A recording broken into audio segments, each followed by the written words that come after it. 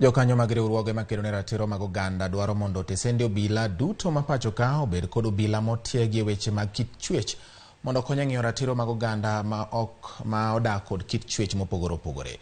Kwayo ma kama biro kaluwore kod ywak ma osegol kod jogo ma odak kod kit chwech mopogore opogore kaka mano mar transgender ma koro wacho ni gisebedo ka giyudo akwede e kind oganda to ahinya e tesende mag obila mathoth ma pacho ka.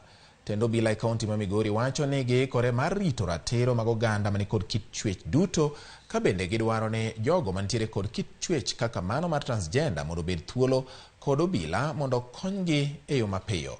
Ywak ma kama ogol kod riwruoge makedo ne ratich oganda ma ywagni obiro bang' dwe achiel kende to ka jal moro manitiere koda kit chwech ma kamano miluongo ni transgender ne omaki e gwengego mag Awendo kaluwore kod rwakruok mare.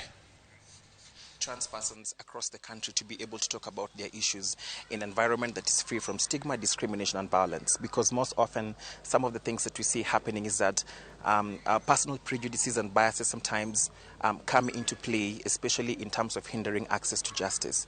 So police desks, I think, will actually become a very, very important entry point for ensuring that trans people are able to talk about their challenges and their experiences in an environment that's actually free from discrimination. Police officers have emerged out well in aspect of understanding the nature or absolutely how the transgender need to be handled and how they are and their way of life.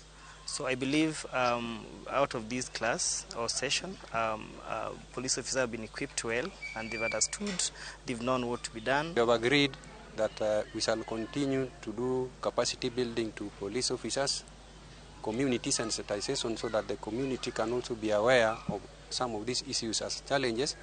Then these people, they should also come out clearly without being hiding. They should not fear. They should come out and tell them because these officers have been now enlightened on this issue.